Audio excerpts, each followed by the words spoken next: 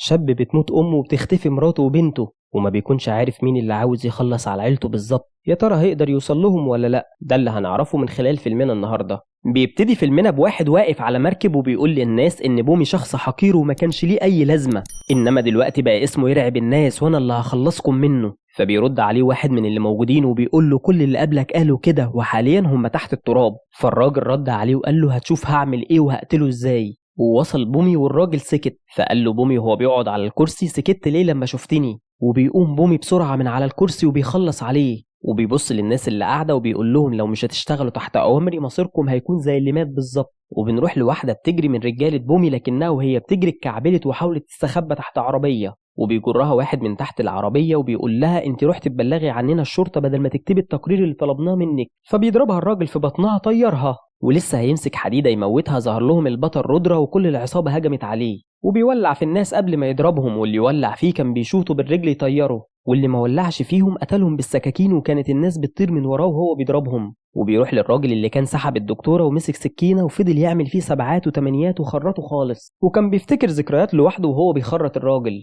وبتروح الشرطة لمكان الجريمة بالكلاب البوليسية، وكانت الجثث في كل مكان وجثة الراجل متعلقة على الونش. فواحد من الشرطة قال للقائد إن اللي متعلق ده يبقى راجل من رجالة بومي وإنه واحد من أكبر تجار المخدرات. وبنروح لجنازة الراجل وكان بومي فيها وبيرمي الورد من على القبر وكان متغاظ جدا من اللي حصل، ومرات الراجل كانت بتعيط. وبعدين قال إن هو لازم يجيب اللي اتجرأ عليه وعمل كده ويقتله بنفسه. وبنشوف رودرا وهو نايم بيفتكر الأحداث اللي حصلت له، وبيشوف والدته ووالده مع بعض وهو داخل عليهم وكان مبسوط إن هو شايفهم سعداء مع بعض. فقال له والده إن النهاردة عيد جوازنا، ورد عليه رودرا قال له طب هات بقى الحلاوة. فبيرد عليه وبيقول له المفروض انت اللي تجيبها، وخد رودرا منه فلوس ومشي. وكان بيستعد لمقابلة شغل ونادت عليه بنت حلوة وقال لها انت تعرفيني قبل كده؟ فقالت له لا. قالت له الملف بتاعك وقع وانت ماشي وانا جبتهولك. وشكرها رودرا وكان شكله معجب بيها جدا، وطبعا اتقبل بالوظيفة وعمل حفلة مع أصحابه ورقص وهيصة وشرب. فرجع لوالدته وهو سكران فاتضايقت جدا من تصرفاته وزعقت له، لكنه قدر ان هو يفرحها بخبر قبوله في الوظيفة. وبيروح والد رودرا هو وصديقه للبنك علشان يضمنوا في قرض، وبيقول له ان خلال 6 شهور هيكون مسدد القرض كله. وبياخد اول مرتب ليه وبيكون فرحان جدا وبيديه لمامته. وبيخرجوا كلهم يحتفلوا وهم مبسوطين وكان معاهم اصدقائهم. وطلبت منهم واحدة ان هي تجيب أنينة صاحبتها، ولما بتناديها بتكون البنت اللي لقت الملف بتاع رودرا واديتهوله. وبيكون رودرا فرحان جدا انه شافها تاني. ولما سألتها مامة رودرا عن شغلها قالت لها ان باباها ومامتها ماتوا وهم صغيرين وتربت في ملجأ، وانها دلوقتي بتشتغل في معمل في مختبر في مستشفى. فقال لها رودرا اعتبرينا كلنا اهلك، وبصلها باعجاب. فهي كمان كان شكلها معجب بيه بس كانت مكسوفة. وتاني يوم بيروح رودرا الأنينة المستشفى وبيسلم عليها وبيفضل ماسك في ايديها ومش راضي يسيبها، وعمل حجة انه بيسأل عن تحاليل لمامته. فقالت له ابقى هاتها الصبح من غير ما تاكل اي حاجة. وبيروح تاني يوم بمامته المستشفى وفهمت هو وداها ليه لما شافت أنينة. وبعدين طلب منها رودرا الجواز وقال لها انه معجب بيها وبأخلاقها. وفي فرح صاحبتها اعترفت ليه ان هي كمان معجبة بيه وقالت له اوعدني انك تفضل معايا على طول. ورقصوا واحتفلوا مع بعض، وفجأة صحي رودرا من النوم ورجع للوقت الحاضر من تاني، وبيكون على وشه الشر والغضب الشديد. وبنروح لبومي اللي جمع رجاله مشتبه فيهم ان هم قتلوا الراجل بتاعه، فبيقتل 2 منهم لانهم انكروا، والتالت قال له اديني مهله وانا هعرف لك مين اللي قتله. وبيروح الراجل واللي بيكون اسمه سكوتش يدور ويسأل في كل مكان مين اللي قتل رجاله بومي. فبيجيبوا عامل ايس كريم وبيقول له ان هو شاف الجريمه، فبيقول له سكوتش اقلع القناع اللي انت لابسه، لكن العامل بيقول له انا تعبان مش هقدر اقلعه. فقال له سكوتش خلاص طب اوصف لي القاتل. فبيقول له الدنيا كانت ضلمه ما كنتش شايف كويس. فسكوتش قال له مش مهم، خد السكينه وقول لي هو قتله ازاي. وفجأة بيطعن واحد بالسكينه وبيقلع القناع وبيكون هو رودرا، وبيقتلهم كلهم رودرا بالسكينه وبيخرط فيهم وما بيرحمش حد. ولما عرف الراجل ان هو القاتل اللي بيدوروا عليه قتلوا رودرا بالسكينه. وبيطلع سكوتش من ورا البرميل لانه كان هربان وخايف. وبعدين قال لرودرا بلاش تقتلني وانا هجيب لك كل اخبار بومي لحد عندك. وبنرجع بالاحداث مره تانية ورودرا واقف قدام مديره والمدير كان مبسوط منه، وبيكون المدير مبسوط منه وبيعرفه ان مشروع عجب علماء امريكا وانه لازم يروح منحه هناك لمده 5 سنين علشان يطور مشروعه. فاعتذر رودرا عن المنحه وقال للمدير ان هو صعب يسافر ويسيب عيلته. وبنروح لوالد رودرا اللي صاحبه ضحك عليه وخد فلوس القرض وهرب، وبيعرف مراته ان هو سدد اول دفعه بالعافيه واكد عليها ما تعرفش رودرا اي حاجه. وبالصدفه بيكون رودرا موجود وسمع كل الكلام. وبالليل بيكون تعب والد رودرا ومات لانه ما استحملش الصدمه للاسف، وبيحزن عليه رودرا جدا وبيفضل يدور على صاحبه في كل مكان علشان ينتقم منه لانه كان السبب في موت والده. وتصرف رودرا وباع ممتلكات والده علشان يسدد القرض. وبيروح للمدير مرة تانية وبيسأله لو كانت فرصة المنحة لأمريكا لسه متاحة ولا لأ. وبتروح رجالة الراجل اللي أخد منه والد رودرا القرض وبياخدوا من والدته مفاتيح البيت، لكنها بتتوسلهم إن هما ما ياخدوهاش. وبيزقوا والدته ودخل عليهم رودرا وعمل منهم كفتة بعد ما دقهم الأول وسواهم بالأرض. وراح الراجل اشتكاهم في اسم الشرطة، فرودرا قال له إن هو مسافر هيشتغل وهيسدد له كل الفلوس، وأقنعه الشرطي إن هو يوافق علشان ياخد فلوسه كلها. ولما روحوا قعدت والدته تعيط لأنه هيسافر ويسيبها، فاقترحت عليه إنه ما يسافرش وقالت له هنبيع البيت. فطبعا رفض رودرا وقال لها سافر أحسن والبيت مش هينفع يتباع. وبعدين راح عند أنيا وقالت له سافر وانت مطمن وأنا هاخد بالي من مامتك.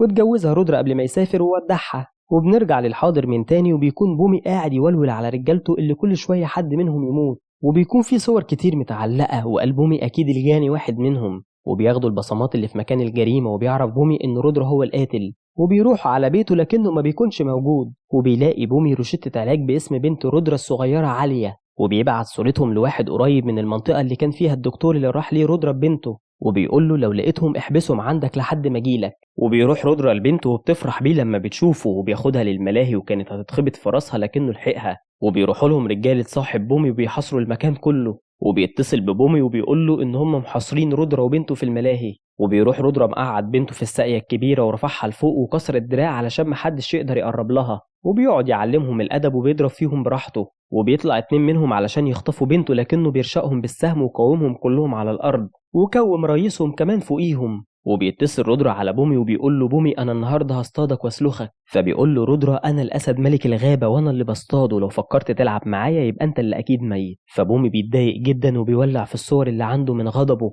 أما صديق رودرا فبياخده هو وبنته وبيخبيهم عنده، واصحابه بيقولوا له انت ازاي تخبي مجرم عندك، انت كده هتورطنا كلنا معاك. لكن نارسين قال لهم ان رودرا مش مجرم وانه هيفضل يساعده لاخر يوم في عمره، وبيبدأ يحكي لهم هو متمسك برودرا ليه. وبنرجع من تاني الاحداث الماضي، وبيكون رودرا في المنحة العلمية واتصلت بيه مراته وعرفته ان هي حامل. وبتعدي السنين وبنته بتكون كبرت لكنه بيكون تعب شوية، فمامته صممت ان مراته تروح له. وعلى قد ما هو كان فرحان ان هو شافهم لكنه زعل ان مامته بقت لوحدها، فبيتصل بيها وقالت له انه ما يخافش عليها وانها مش لوحدها. وبيفرح انه اطمن عليها وقضى وقت جميل مع مراته وبنته. وعرف بالصدفة ان والدته تعبانة وقالت له انيا ان هي هتسافر لها ويكمل هو ال3 شهور اللي فاضلين ويرجع لهم. وبيتصل رودرا على صاحبه علشان يروح يطمن على مراته لانه مش عارف يوصل لها. وبيروح صاحبه عند مامته البيت وبيلاقيها مغمى عليها وانيا مرات رودرا مش موجودة. وبياخد مامة رودرا للمستشفى لكنها بتموت، وبيتصل برودرا وبيقول له ان مامته ماتت ومش عارف مراته راحت فين. وبيكون رودرا مش عارف يعمل ايه وفضل يعيط لوحده. فالدكتور قال لهم ان احنا لازم ندفن والدة رودرا،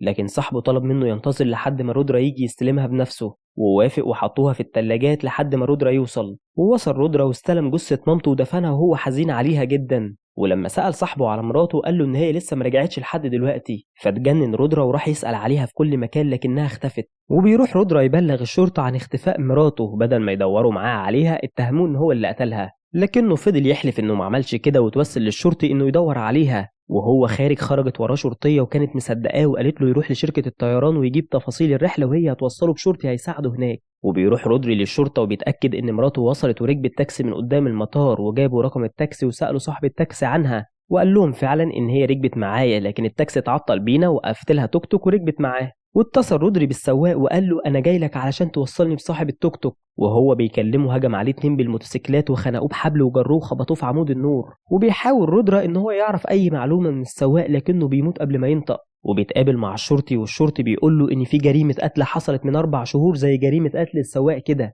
وقال له انها اتأيدت ضد مجهول علشان ما كانش فيه اي ادله على الفاعل. وقال له الشرطي ان جوني ده قاتل مشتبه فيه وشغال مع تجار السوق السوداء والسياسيين، وان حادثه مراتك ممكن تكون انت الهدف وممكن تكون هي نفسها الهدف. وفي نفس الوقت المجرم جوني كان هينفذ نفس جريمه القتل مع راجل، ورودري كان معدي ما تفهمش هو ظهر ازاي، وطبعا انقذ الراجل قبل ما يقتلوه. ومسك رودرا ال3 وعمل منهم بسطرمه ووقفهم في العمود وضربهم وخلص عليهم، لكن واحد منهم قدر يهرب بالموتوسيكل وطبعا رودرا طار ولحقه ورشق السكينه في بقه وقال له مين اللي قال لكم تقتلوا السواق؟ فالراجل قال له بلاش تقتلني وانا هاخدك ليهم. وراح للعصابه وتفاجئ رودرا ان رجان مع العصابه وقال لهم رجان اقتلوا رودرا، لكن رودرا هجم عليه واكشن وحركات وقضى عليهم وكتف رجان وساله هو ليه بيعمل كده، وحكى له رجان انه من 15 سنه كان مع بومي في السجن وقابلهم محامي هناك وكان خلاص هيتم الافراج عنهم، ولما خرجوا راحوا قابلوا المحامي وقال لهم المحامي إن في شباب كتير بتتغرب وأهاليهم بيكونوا لوحدهم والناس بتستغل ده وبيستولوا على فلوسهم وبيقتلوهم. وبعدين المحامي وظف بومي عند رجل أعمال معروف علشان يخطط لقتله، وفعلا بومي خد حقنة من المحامي وقتل بيها راجل الأعمال. وبيرجع ولاده من بره علشان ياخدوا فلوس باباهم، لكن المحامي موتهم واستولى على كل الفلوس. وبعد كده بومي قتل المحامي وهو اللي استولى على كل الفلوس لوحده، وكمل هو ورجان الشغلانة دي بقى، وبقوا يقتلوا الناس ويستولوا على فلوسهم. وجه الدور على والدة رودرا، وفعلا خلوها لوحدها ودخلوا وخلصوا عليها. ولما رودرا عرف بالحقيقة زاد غضبه وبقى زي البركان، ومن قوة غضبه خلص على رجان من غير ما يعرف فين مراته. وظهر بومي ومسك رودرا، وقال بومي لرودرا ان هو غلط، ان هو فكر ان رودرا مش هيرجع من بره، وانه كان مفكره هيستقر هناك، وبسبب غبائه هو انكشف على ايد رودرا. وشنق بومي صاحب رودرا قصاده وحكاله على اللي حصل لمراته، وقال له لما وصلت مراتك البيت كنا لسه مخلصين على امك، وشافت مراتك اللي حصل وكانت هتتصل بحد ينجدها وضربناها على راسها، وبعدين انا امرت ان هم يقتلوها علشان ما يكونش فيه اي دليل ضدنا، ورغم انها توسلت لينا لانها كانت حامل قتلناها برضه. وصرخ رودرا من شدة غضبه من اللي قاله بومي، وفضل يفتكر ذكرياته مع مراته. وضربوا بومي في ظهره وقال لهم احرقوا المكان كله. ووصل الشرطي وقدر ان هو ينقذ رودرا. وبكده فاحنا فهمنا كل الحكاية وليه رودرا بيحاول ان هو يوصل لبومي ويقتله. وبنرجع للأحداث للوقت الحاضر، وبيروح أصحاب نارسين يعتذروا لرودرا، وبيوصل خبر ليه إن بومي في المعبد، وبيروح له وبتدور ما بينهم معركة جامدة، وبتوصل المعركة الحاسمة ما بين بومي ورودرا، وفي الآخر رودرا هو اللي بيقدر يقتله. وبكده بينتهي فيلمنا النهاردة، وبيعلمنا الفيلم إن نهاية الشر أسرع مما تتوقع. وما تنسوش اللايك والشير وتفعلوا زر الجرس، وسيبوا لنا رأيكم في الكومنتات وقولوا لنا إيه الأفلام اللي حابين نلخصها لكم.